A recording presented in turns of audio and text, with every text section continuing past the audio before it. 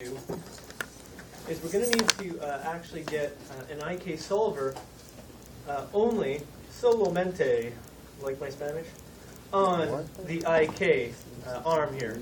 But we need a completely different setup on FK.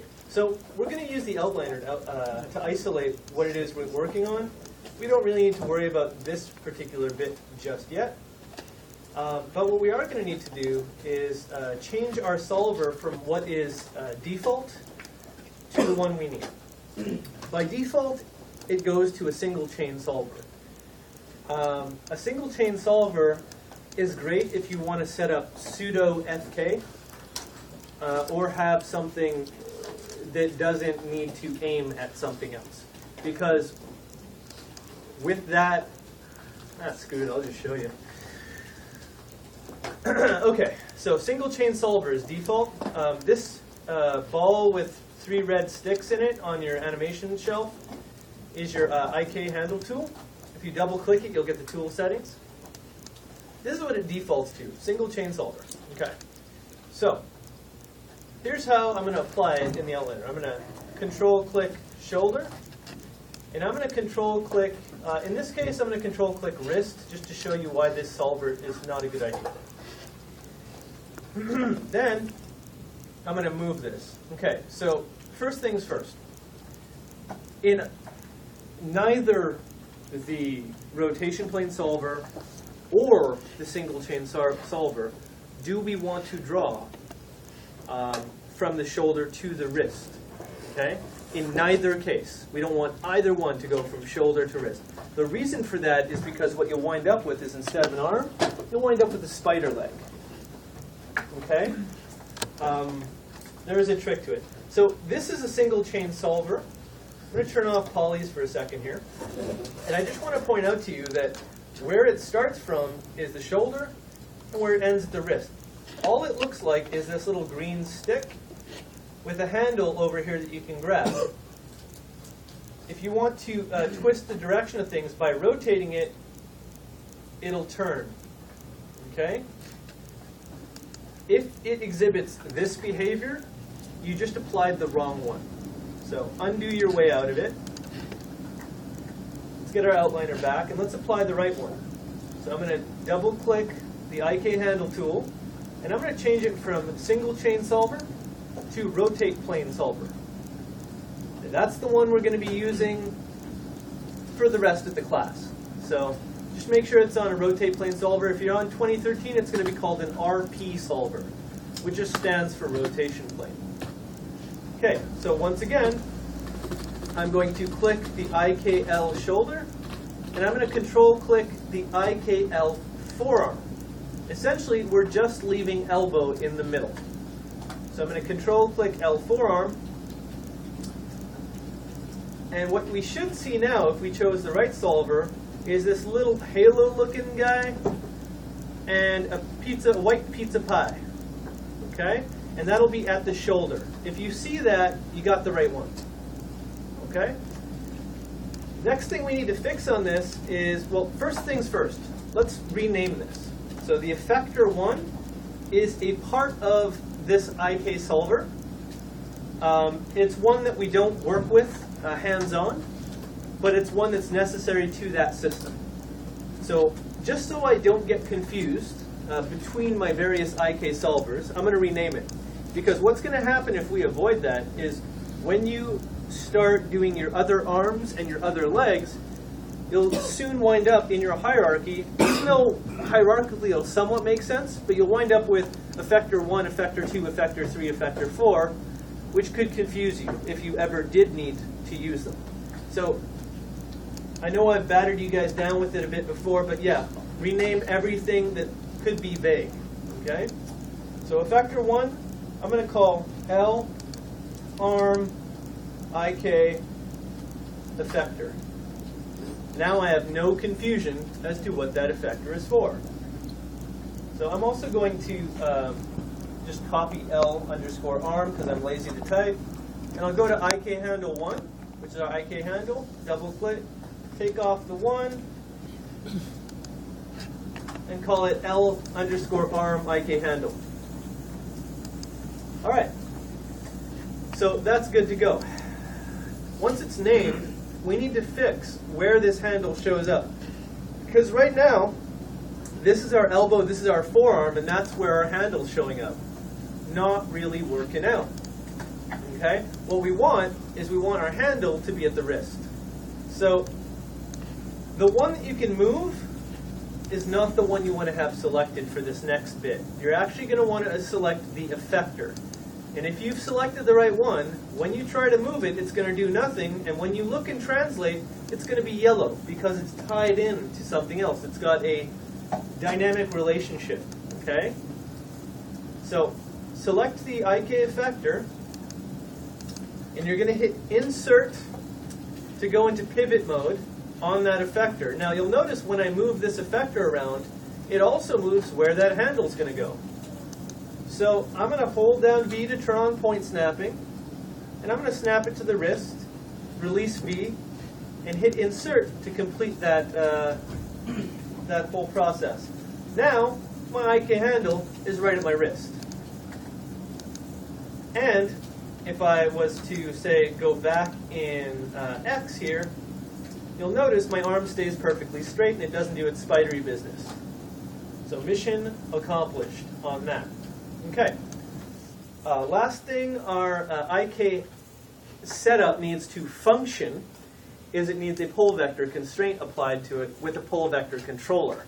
And essentially what this is going to be is an object for our elbow when bent to look at. Okay? And it's going to be the same exact thing for the knees. You've probably seen it if you've had an animation course in 3D where you got these little balls off in space or little locators or little whatevers, and they're like behind the elbows or in front of the knees. Essentially what those are used for is to determine which direction, when bent, those limbs should point. Okay?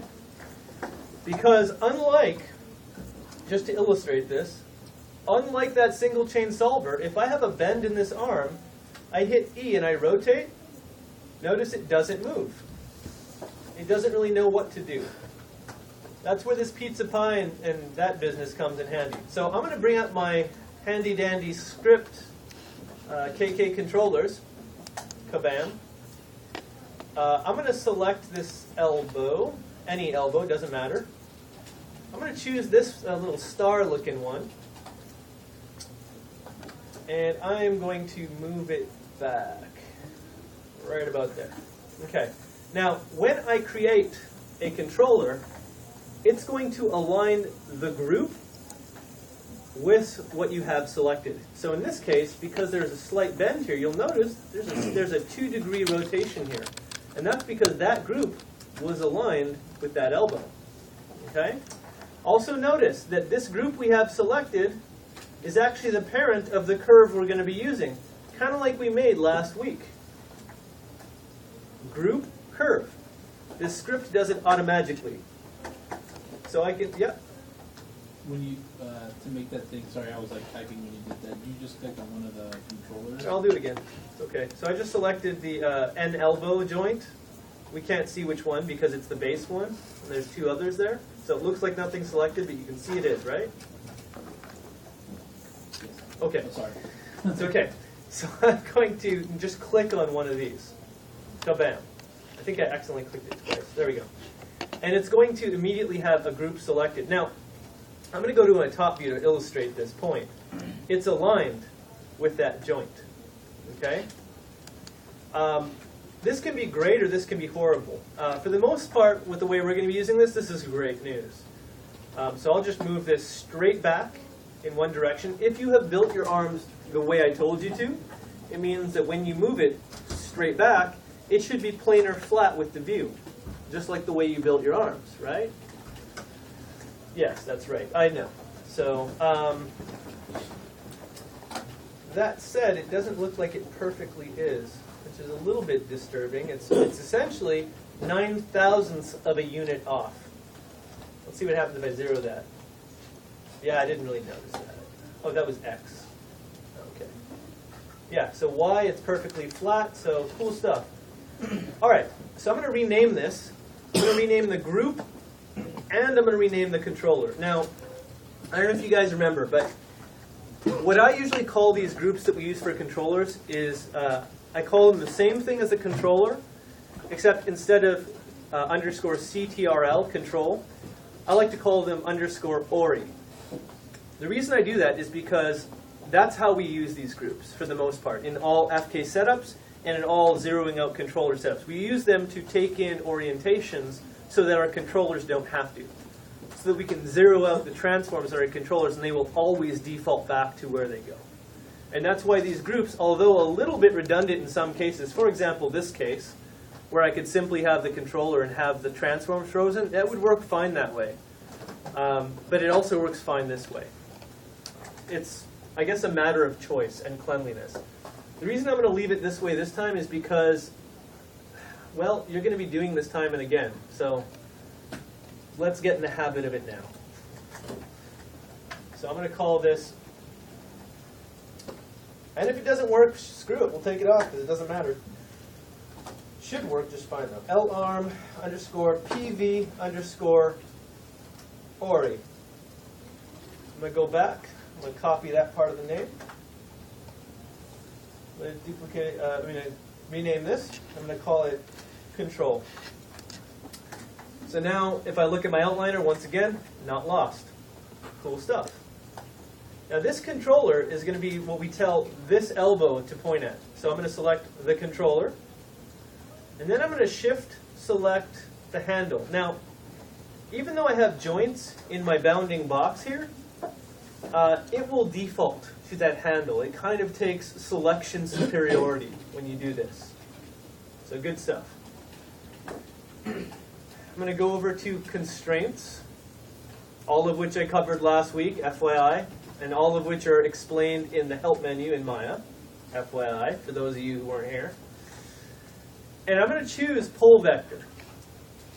When I do that, it should draw a little line from the pizza pie center to the pole vector. Now when I move this guy, see the arm moving? That's what this does. If I bend this and move this, it basically tells my elbow to aim at it. And ultimately what you're looking for is one where you can move it over here, go to its translation, zero it out, and have it go right back to where it started. I'm going to undo out of this though, because there is one last controller we're missing.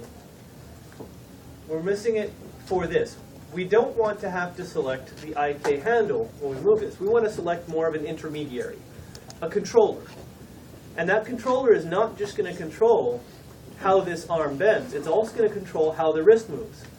Because in the arm setup, we have a pseudo-hybrid setup. The wrist and the hand are FK, but the arm itself is IK. And we need it to work that way so we can work with our arm and IK just fine. So I'm going to select one of these wrists. Doesn't really matter. So in this case, it defaulted to the base wrist. And I'm going to choose one of these controls. It doesn't really matter which one you do, but I will point something out to you real quick here. Let's say I choose this little cylindrical looking one here.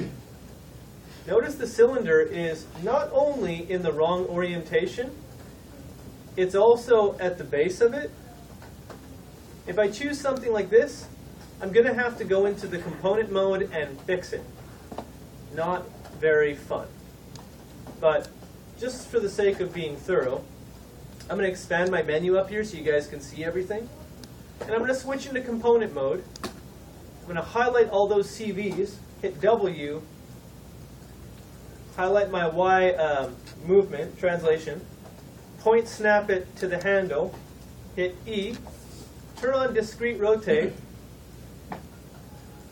rotate it 90, show my geometry, scale it into place,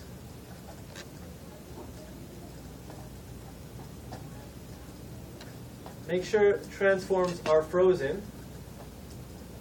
So hypothetically, we could have actually just done it that way. But this is actually habit, so sorry in advance. Delete by type history. Make sure it has a name. That's what it takes to get this guy in position. Does that look pretty good for a hand control? It does, but it's kind of a pain in the bum, isn't it?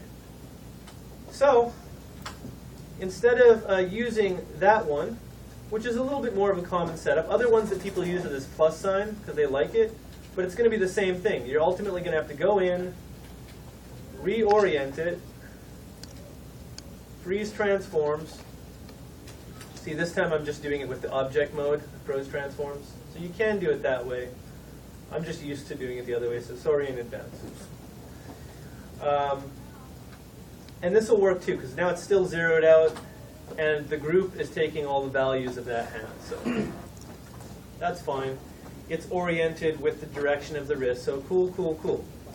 The other way you could go, though, if you don't want to mess with that so much, the other way you could go is you could use an object that by virtue of its shape is already aligned. So there's two objects that do this. One is this spherish looking shape, because it will default to the center of the object, and the other one is the cube. What I like to do, because I'm lazy, is I like to use the sphere for IK and the cube for FK, because they're easy to select and they'll be centered right off the bat. So selecting this wrist, grab that sphere, hey look, it's just right. It's right where I need it to be. Grab it, scale it to size. If I have to squish it or whatever, cool, I'll do that. But ultimately the idea is that you want it close enough to the object that you can tell what it's associated with, and far enough away from the object that it's easy to select. Just make sure that whatever you do here, you always make sure its transforms are frozen, because you don't want any scale values or any other values. Incidentally, if you work with the CVs, you won't. It won't have those, because you're working on a subcomponent level. Anyways, so there we go. I'm going to call that my IK controller for the arm. I'm going to go into the outliner. I'm going to rename it. So we'll call this L arm IK Ori. Highlight most of the title. Go to the curve. And call this one control. Okay. So the way you're going to set up the IK control is pretty damn simple, though. Thank God for small mercies, right? You're going to take the IK handle, shift select the controller, and hit P to parent it. Done. So now, if I move this curve, the arm bends. That's step one. So now we have the IK handle doing what our controller tells it to. Next thing we need is for the wrist to do what we tell it to. So I'm going to let you guys in on a little bit of a secret here. If I select this here and hit F, on the IK and the FK, we actually don't need that last hand joint. That said, it's not going to kill you if you leave it in. But what I will say is on your guys' arms and hands, you also have fingers. So in your case, what I might do if I were you, it's up to you. You're going to need a wrist, but you don't necessarily need the hand joint. What I would do, though, is I would definitely kill the fingers, because the fingers are going to make things look a little bit confusing and essentially add extra weight to your rig that you don't need. We're only tying the IK and the FK systems in at the wrist level. The fingers are going to be at the base level. The FK fingers are set up on the base of the skeleton. That way, regardless of whether or not you're an IK or FK, that FK setup on the fingers always exists. No computer, huh? All right. You know what, there's this one right here. Okay. I have no idea what he just said, but... He came in to look for something. Oh. Yeah. Money. Yeah. Probably looking for money. Okay. So the next step is going to be us using our IK controller as though it's an FK setup. I covered this last week, so I'm going to ask this question in the hopes that somebody remembers. How does FK function? How do we, let me put it this way, let me rephrase, because that was a little vague. if I am using an FK system to animate something, which tool am I using to set keys on? Tool are you using to set keys on? Yes. Let me just bottom line it for you. Rotate tool? This is your toolbar. The rotate tool. Yeah. Okay. You can set tools. I mean, you can set keys on the actual tool itself, or I thought you meant like. I see. Yeah, I phrased that badly. Yeah, I was gonna say rotate, but then I was like, If, what are you okay, talking but if you about? understand rotate, excellent. Yeah. You need to always keep that in mind, though. IK is position-based, FK is rotation-based. The reason that's important is because of all of those different constraints we covered last week, right? So when you approach this wrist, you need to be saying to yourself, okay, now, I already have an IK system set up via parenting on here, but I want the IK wrist to follow my IK controller. Is there a way I can do that through parenting? Let me bottom line the answer for you. Nope, there sure isn't, because if you do that, you're breaking the hierarchy of the skeleton. So we have to move on to plan B, right? And plan B is there a constraint that can give us that functionality? Well, actually, there's two. You guys remember which ones they are? Let them see. You can see on your notes. I'm asking if you remember. Off the top of my head, no. We went through all of them. Yeah, we I did. stayed here afterwards, so that's So I'm just asking if anyone remembers off the top of their head. Impress me, please. Someone? Anyone? The parent constraint? You looked at your freaking notes. That's one of them. There's two, though. And the reason, orient. Don't bother. The orient constraint creates a link between two objects via the orientation of them. When you move one, the other rotates to the same place the first one is, right? Parent constraint works that way because it's kind of a hybrid. It handles position and orientation. So, we actually have two separate options to make our wrist function here. We could use a parent constraint, or we could use an orient constraint. So, the thing is, do we want the constraint to adopt the position of the controller? They're actually at the same position, so technically it shouldn't matter. But why? Like, why would we do that? All we really need is an orient constraint, right? So that's our answer. The way we set up this FK system is by having our wrist follow our controller via an orient constraint. It's going to come along for the ride given position anyways, because the IK controller is telling it where to go position-wise. So, let's do it. Constraints work in the reverse order of parenting in general, okay? Which means that in parenting, when you parent, say,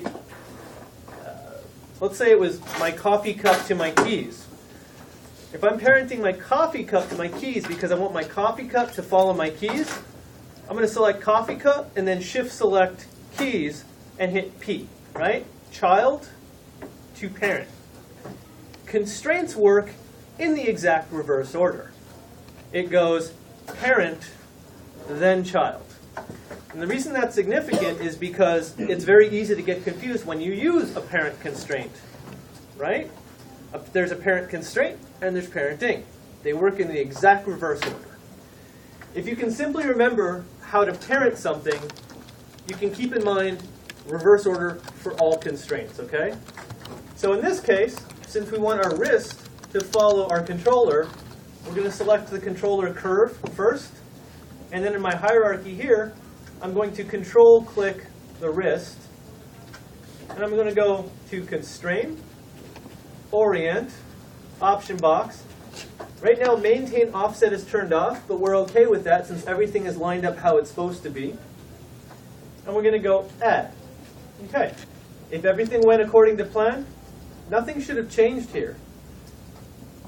But when we now rotate our IK controller, our wrist comes along for the ride. Let me turn off discrete rotate. Okay, so now I have this controller here, which is my L-arm IK control. And now I don't have to worry about my arm not being affected, at least the IK chain. If I move this over here, I can actually position my arm and create whatever I want. If I go to translation and rotation and I hit 0 to zero it out, it goes right back where it began. And it's the same thing for this controller. Okay? So that's an IK setup. Hopefully, that answers any questions about how to set up an IK thing. All right. Does anybody have any questions about that? Please make them quick ones if you do. The extra joint is also done to the legs also, right? Obviously. The which? The IK setup is also done to the legs. The IK setup is also done with the legs. The only difference being there's no forearm joint in the leg. So instead of skipping a joint and then re-centering where that handle is, you're basically just going to go hip to ankle. And you're just going to parent it to your controller curve. Incidentally, there are feet control shapes here. Right here. It looks like it's going to give you two, but it only does one at a time. Yeah, so the legs are actually quite simple. And then all you're going to need is a pole vector constraint for that. You don't have to actually do any orient constraint or stuff. In fact, I'm going to ask you guys not to. The reason being is we actually have a very specific setup we're going to do for the feet. I do have a video I'm going to give you for that, so thank God for small mercies, I suppose. That said, the video I give you is actually a part of a series that I don't want you to follow, which is a little bit odd, right? I only am giving you the section I want you to look at for the foot. I'm going to cover it in class. I'm going to give you the video because it's a little bit weird. It's a little bit awkward. It's called a reverse foot setup. It is, once again, an older method of handling it, but it works well. So for right now, this is essentially what I'm asking for in the right and the left arms. Last week somebody was saying, can I just mirror this setup? So no. No on the duplicate joints and no on the actual controller setup. This is one where you just got to get in there deep leg. Okay? Yeah. Other than the arms and the legs, that's it, right? Obviously, for IK. No? Oh, for IK, arms and legs, yeah. Yeah, just arms and legs. Okay. But for FK, fingers, spine, head, and arms. Right? So, anyways, I'm going to move on to FK now if there's no more questions. Probably a good thing, too, given our time. Okay, so outliner.